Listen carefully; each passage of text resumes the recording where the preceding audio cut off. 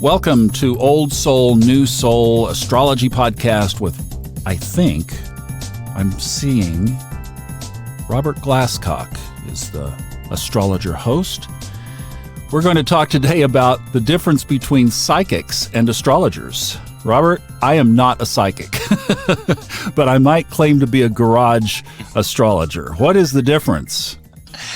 Oh, such a great question. I have to tell you, many years ago, I've told some of this story. I had read for a physician's wife.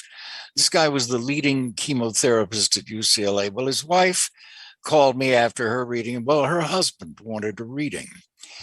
Would I mind coming out to Pacific Palisades? So I drove out there, and we are now in the living room, and she's on the sofa. I'm in a chair at one end of the sofa, and this doctor's at the other end of the sofa. And I asked him, just to start, I said, let me ask you a couple of questions just to make sure we have the right birth time. Did your father have either an accident or an injury to his head when you were 10? And he came up out of his chair. You're psychic. And I said, no, I'm not. I'll show you in just a minute. But did he? And he said, yes. We were ice skating on a lake in Michigan, and he fell and had a brain concussion. And I said, were you 10? Were you 9? Were you 11? He said, no, I was 10.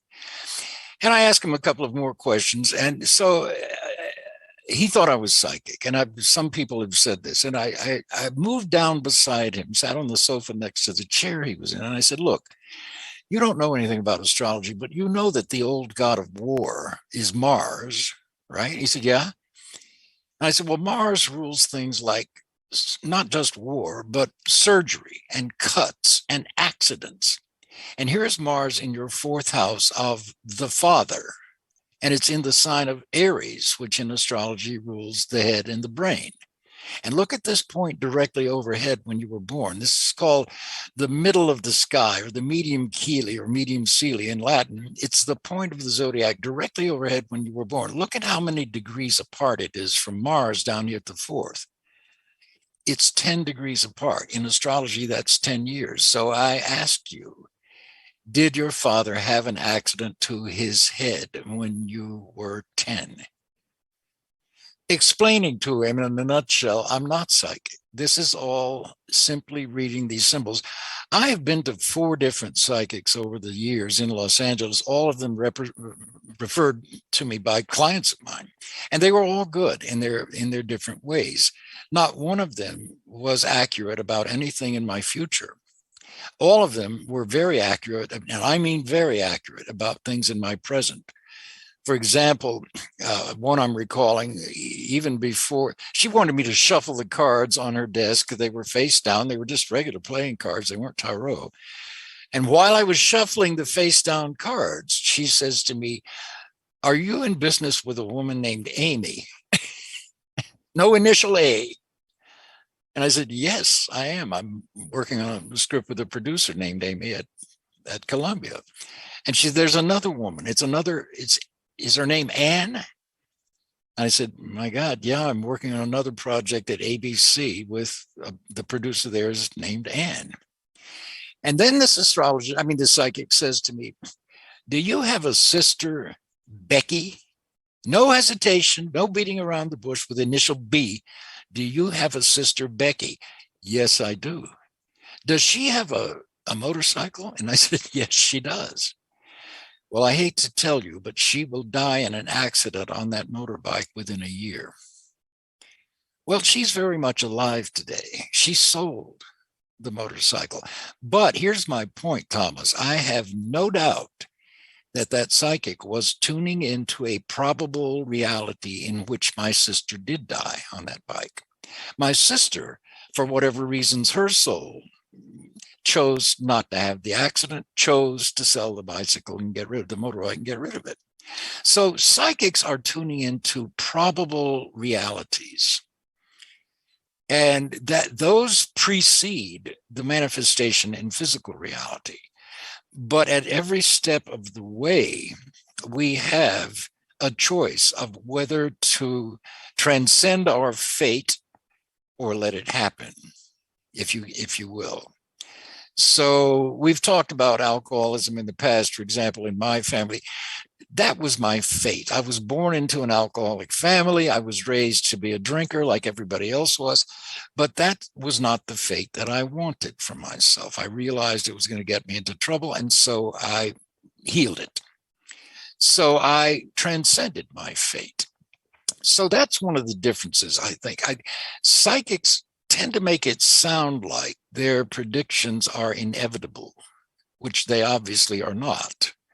And the reason they're not is because once something is made conscious to you, either through a psychic or through astrology or anything else, suddenly you are aware of it. It's not buried or unconscious anymore. And because you're aware of it, it suddenly is in not your control so much as in your own power of conscious understanding of what it is. And that does give you choice that you didn't have before it was made conscious. Now that you know that you're going to die on a motorcycle accident in a year, you can say, the hell with that. I don't want that. And you can do something to stop that from happening. And that's really the practical. I have told people forever, astrology, far from being fatalistic, it is a tool to avoid fatalism, to overcome fatalism. Yes, everybody's born with certain conditions, and you may even be born with a physical handicap, but within that handicap, you have an incredible range of choice. Look at Stephen Hawking, genetically born with ALS, an neuron disease that should have killed him by the time he was 40, but it didn't. He was reduced physically to communicating by puffing on a tube. This is the most advanced astrophysicist since Einstein. He had absolutely no control over his body anymore. And so all he had left were the internal realms of the intellect and science. And he explored those on a level of vastness that no human being since Einstein has traveled. So he couldn't move, but look how far he went, and look how far he took science. So that's the difference between psychic and astrology. I think astrology is much better at showing you choices and options. Here's what's likely to happen if you don't do something. Here's what you need to do. Here's what you need to look at. Here's when. Astrology gives you this snapshot of space-time that nothing else, no tool I've ever known does. And I love it because it also seems to tie the branches together. Astrology can address science, medicine, philosophies, religion, health, and on and on and on. So that it's an incredible tool that can be applied pretty much in any situation that you want to, actually, just to explore what space-time has to say about it. I don't know if that explains the difference enough, but help me out if it isn't. No, I think it's great. The author that I've narrated all these audiobooks for since 2013, his name is Fred Dodson. And one of the first books I narrated for him was called Parallel Universes of Self, where he talked about parallel realities. And I think that's what that psychic was seeing with your sister.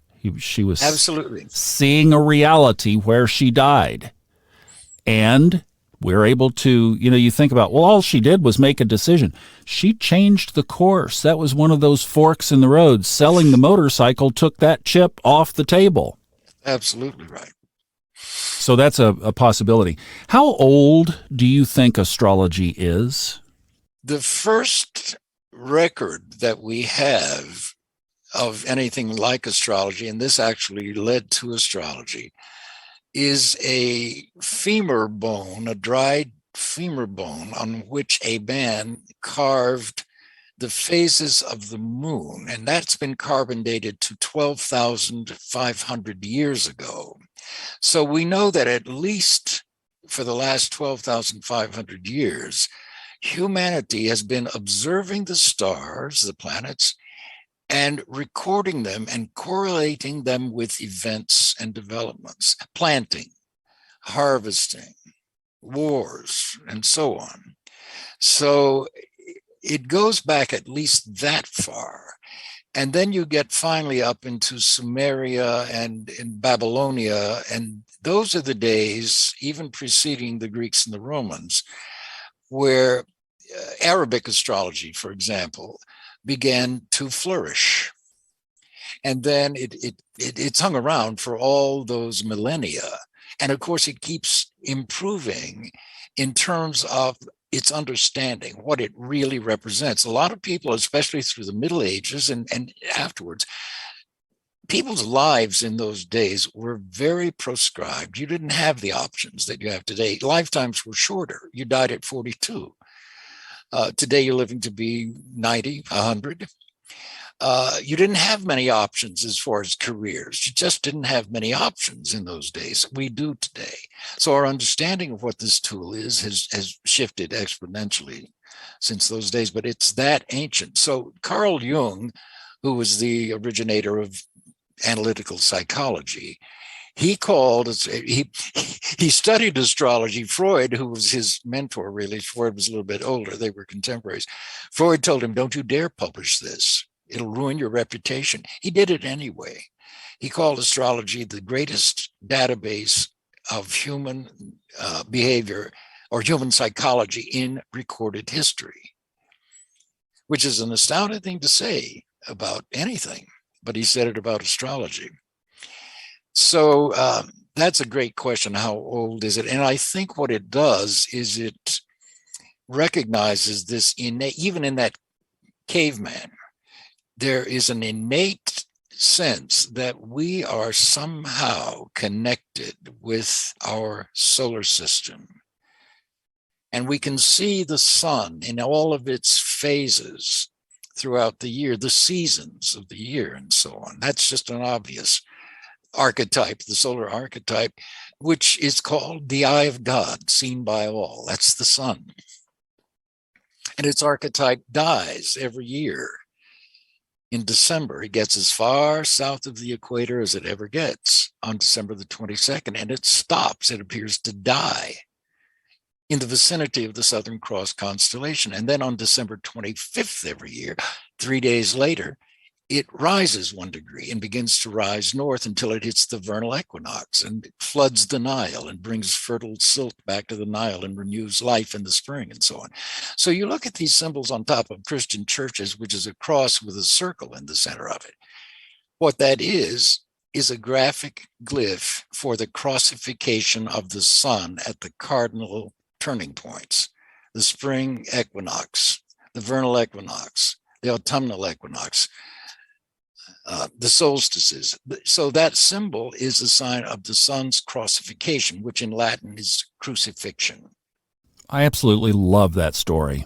What a beautiful analogy. And I guess the fact that the church was aware of that and picked up on it, created the symbolism around it, is just an incredible picture. Love it. Well, Thomas, it's fascinating to me because the Chartres Cathedral in France, which was completed in 1150 AD, has a magnificent series of 12 stained glass windows inside of it, of the 12 signs of the zodiac. And yet today, the Catholic Church is adamantly opposed to astrology. Why? Because Christianity, it turns out, is based on an original astro-theosophy, is what it is. The worship of the gods, which is what they call the planets. Well, now the Hebrews, the Jews, originally 5,700 years ago, they were the first to propose a monotheism, a single God, which united all the other gods into one, or that's what they tried to do. So they are the first to move beyond the consideration of multiple gods and to conceive of one universal principle underlying all of this. So that's all fascinating to me, the history of astrology in the Catholic Church and where it is today. You know, I was just doing a quick Google search here on how or when was time first invented, because you're talking about 12,000 years ago, and time is only attributed back to the Egyptians. So we're talking 3,000 to 4,000 BC, 5,000 years ago. They founded this without the knowledge of time. Well, I wonder about that because, you know, the Chauvet caves in France date back to, I believe it's either 30 or 36,000 years ago, and they're fascinating as well. Not that they had astrological symbols on those cave paintings, but we go back to humanity, Homo sapiens, apparently is around 300,000 to 350,000 years old. And we have not only survived, but we have evolved through ice ages and other cataclysms and world wars to get to where we are.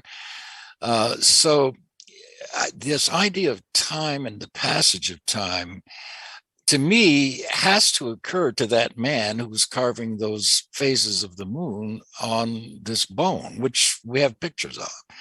So he has to be aware of the passage of time even back then. But look at the difference. If he was lucky, he might live to be 35, and then he died.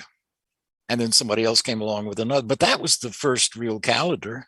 12,500 years ago. It was a lunar calendar. Yeah, at least they would have marked that. They just didn't have the mechanical device to.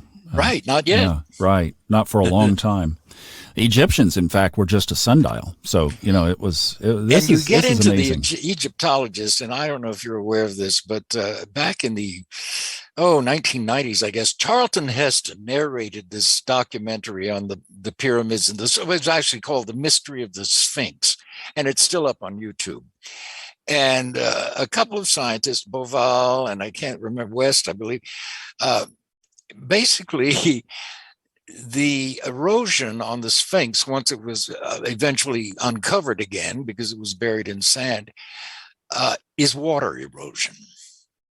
It's in the middle of the Giza Plateau, which is dry as a bone. How did this happen? And scientists will look at a picture of just the side of the Sphinx with the head and the feet masked off. And they'll say, what kind of erosion is this? Instantly, they say water. And then they take the mask off of the photograph and they go, oh, because the only time when there was water in the Giza Desert was, get this, 10,500 BC, which was 12,500 years ago. It was a marsh at that point. So the Sphinx's body was eroded. Apparently, the head of the Sphinx has been completely recarved and so on by conquering people. But that's how far back those things go. So they were, I think the Egyptians, certainly by then, they were really aware of time. Yeah. We could go on and on this, but I do want to ask you this question. So you're working on a book on reincarnation. So let's say that a current soul today was an old soul back in ancient Egypt and was very aware of astrology back from those days and probably was a monk. Maybe they were monk Placidus in the Middle Ages. And they came forward now into today as a soul in contemporary society, and they find astrology. They are searching Apple Podcasts one day, and they land on this wonderful astrology podcast with a purple logo, and they go, wow. And all of a sudden, they just feel this connection with it. Do you think that comes forward like that people that are just kind of innately intuitive with astrology may have experienced it in the past?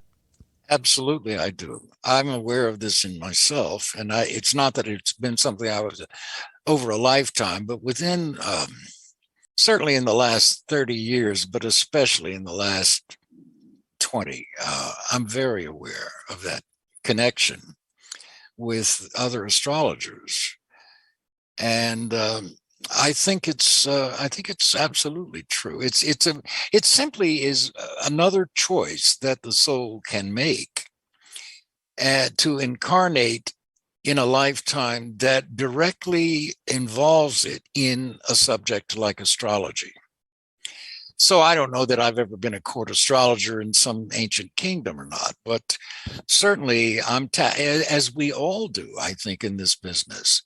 Or even if you're not in the business and you're just a student of this, I think all of us are, to the degree that we connect with astrology, are also connecting with a line of souls, if you will, that have also experienced the same track. Only now we're expressing it through us, through Bob Glasscock in this era, or through Thomas Miller in this era. And I know a lot of people find astrology at some point in their life, and they think about it from now we know that there are professional opportunities in this field, and very substantial, significant ones. And somebody thinks, do I have what it takes to be a good astrologer? Is there anything in their chart they can look at to answer that Oh question? gosh, there are a lot, Thomas. For starters, what you and I have, the Sun conjunct Neptune. Go look it up, the A to Z delineator, astrologer. That's one. Uranus is also associated with astrology. I have a trine, my Sun Neptune conjunct, and Uranus in my 6th house of work. So absolutely, there are a lot of indications for that. Counseling is the 7th house, the 1st to 7th. So you have to look at your 1st house versus your 7th house, because the 7th house is each client. You will see in the moment that you're counseling somebody, it is a 1st-7th relationship. So what you have, for example, I have Saturn in the 7th house, which is accidentally dignified, but it's a tough position for marriage as a rule, especially when you have a grand cross like I do. However, it happens to be excellent for any sort of professional counselor, a doctor, a shrink, an astrologer, marriage and family counselor. The counseling itself is a 7th house matter. So there are a lot of indications of a good astrologer. Certainly the presence of Uranus and Neptune in significant aspects in house positions. I also happen to have Venus and Scorpio in my 10th house. And yes, I went to Los Angeles to be in the arts and was in the arts, an actor for a very short time, and then I was an astrologer. Well, Venus and Scorpio is all about my love of metaphysical research. Scorpio, the big topics: sex, death, rebirth, and religion or philosophy. Those are Scorpios. Also, crime. What I wrote for television was mostly 2 things: metaphysical thrillers and crime shows, police procedure. So I'm very aware of how I'm expressing my own astrology, but those are some of the key things to look for as a professional astrologer, in other words. Yeah, that's great. Good. At least gives people something to look at to say, wow, there might be something there. I know our mutual friend Delia Golden, who is one of the readers on the funastrology.com page, very closely ties Uranus to when Uranus comes around, her astrology ears perk up because she sees a direct correlation there, and I think she's spot on, as always. All right, sir, thank you very much. This has been incredibly interesting. 2 great gifts, 2 great talents, 2 ways of looking into the world of energy. Robert is available for readings if you would like to have some time with him one-on-one in front of your chart. If you go to RG Glasscock and then the number 4site.com, go to the Me tab. There's a direct link there to his email where you'll get in touch and you can schedule an appointment. Robert, thank you again as always. We'll see you next. Thank you, Thomas. Yes, sir. And we will see everyone on the next episode of Old Soul, New Soul with the King, the GOAT, Robert Glasscock. We'll see you next time, my friend.